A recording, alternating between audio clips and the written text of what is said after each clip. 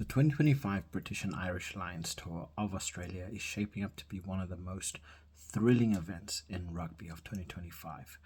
It's an iconic moment that comes around only once every 4 years, where the best players from England, Ireland, Scotland, and Wales unite to take on a host nation. Now, this time they'll face the Wallabies in a 9-match tour, including 3 highly anticipated test matches. Today we're going to dive into everything you need to know about this tour, from the fixtures to the key players who could make it into who could really make the difference, and how they might lead the Lions to success in this tour. Right, now we're going to look into the tour schedule. So the Lions will play 9 matches across Australia. I mean, it's going to give fans plenty of opportunities to witness the top tier rugby and throughout Australia as well. So here is the breakdown.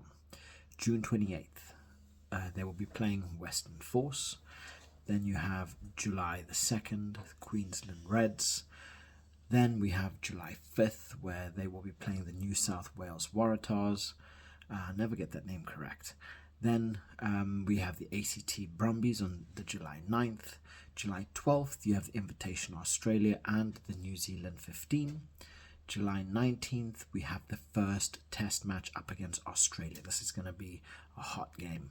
July 22nd, we are still waiting for the opponent to be announced, so I'll keep you updated on that one. July 26th, we have the second test up against Australia. And then finally, August 2nd, we have the third Australia test. Now, these test matches are going to be played in Brisbane, Melbourne, and Sydney. They're going to be big focal points with a chance for the Lions to really claim a series win on Australian soil, which obviously is not going to be easy, but I think the Lions are going to just have too much for Australia, especially they haven't exactly been the most consistent team. So leading the Lions is going to be Andy Farrell. He's one of the most respected figures in world rugby. Farrell, he's currently the head coach of Ireland, and he's been praised for his tactical brilliance, leadership, and he was involved in previous Lions tours as an assistant coach, so he does know what it takes to win, and obviously his ability in Ireland kind of proves that as well. So his appointment really ensures a cohesive attacking plan, game plan, mixed with a lot of defensive resilience. As you can see in Ireland, he's going to have them running key. So now let's look into players who could really define the Lions' success in 2025, because there's going to be a couple of key players here that could really make the difference. Now we have Maro Itoje, plays for England. He's currently England's lock. Now, Itoje, he's really been a backbone of England's pack. He's been a stand-up performer, and he has been in previous Lions tours as well. His ability to dominate line-outs, disrupt mauls, and win crucial turnovers will be essential against the Wallabies. His leadership and his relentless energy, and we've seen him go, can really inspire the team in pivotal moments. Right, that's just him. Then we have Caelan Doris. His name just speaks for himself. Nominated for World Player of the Year. He plays the number 8. He's also a flanker. Now, Doris brings immense dynamism. His powerful ball carrying, defensive work rate, his ability to secure turnovers at the breakdowns really make him an invaluable asset. Doris, he thrives under pressure, and his performances for Ireland, he's ready for this. Actually, the Lions should be ready for him, because this guy, he is an absolute monster. Then we move into Andrew Porter, again another Irishman.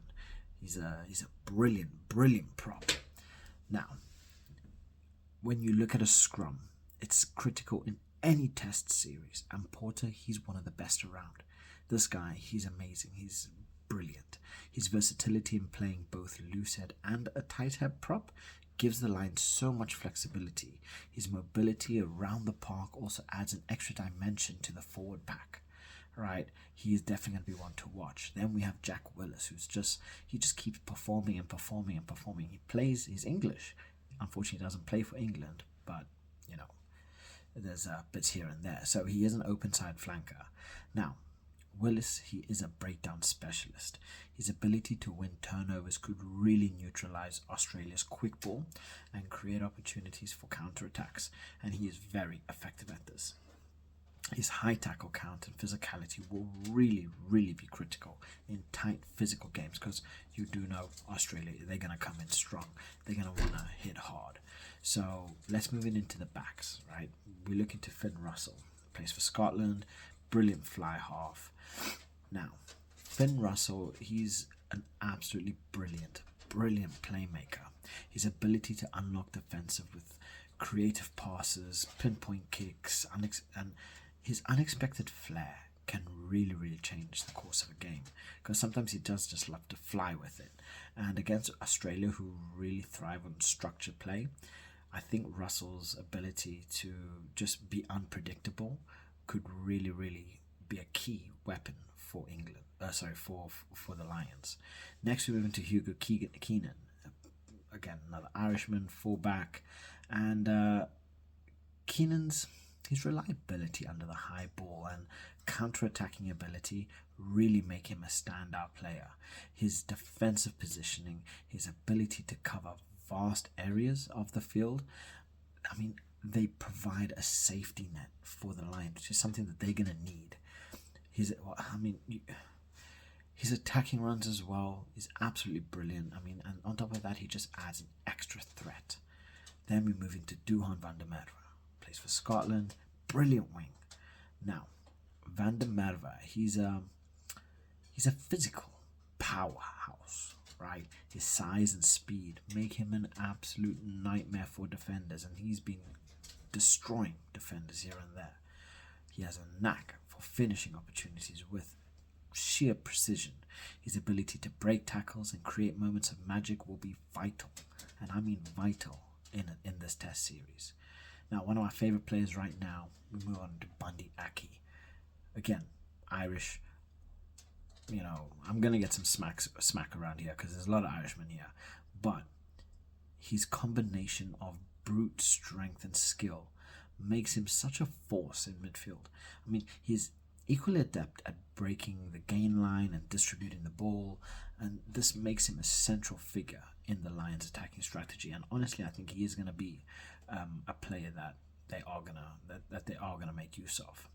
Then we move into James Lowe, another Ireland player, winger, and look, Lowe's vision and his tactical kicking add such depth to the Lions' game plan. He's been working a lot on his defensive work, and he's becoming a really clinical finisher, making him such a well-rounded choice for the wing, because he can add such a dynamic to the squad. You know, it just adds more options. So we look into key points where I think they're going to do well. Is you looking at the breakdown.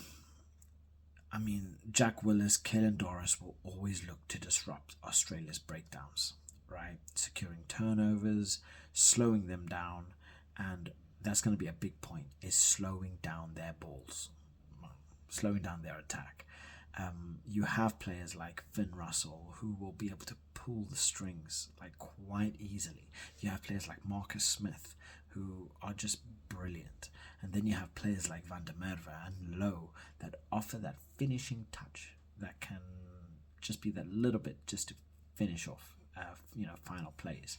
And then you look at defensive strategies like with Keenan and Aki. They'll be the backbone, ensuring that the Wallabies really find difficulty and really won't be able to find those gaps in their line. So this is going to be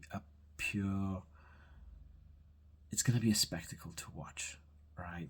Andy Farrell's going to have this team playing so well, and you look at the talent that is available to him. It really is amazing. It's going to be an absolute nightmare for him to choose between who gets to play, who doesn't get to play, because everybody deserves to play, right? There are so many players that, you know, they on that level, but who is Andy Farrell going to choose? Honestly, I think it is going to be an Ireland-dominated squad, not necessarily because he's head coach of Ireland, but the Irish team surpasses the English, Scottish, Wales. You know, I do think there's going to be a good portion of. I do think there is going to be a very, very good portion of England players there. There's going to be some Scotland players. I don't think the Welsh are really, really up to there. There might be one or two, but you look at the play, you look at the availability that is there for Andy Farrell. Like I say, it's going to give him a headache to choose. So we are still waiting on who's going to be there for the who's going to be called up for the Lions squad. But it's going to be an interesting 2025. This is going to be a brilliant test for Australia. Like I say, they've been very, very inconsistent. They haven't been at their best.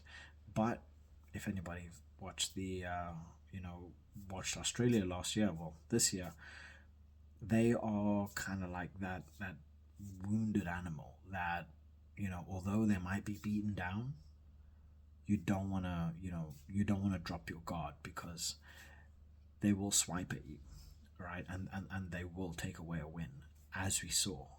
So look, it's going to be an interesting tour.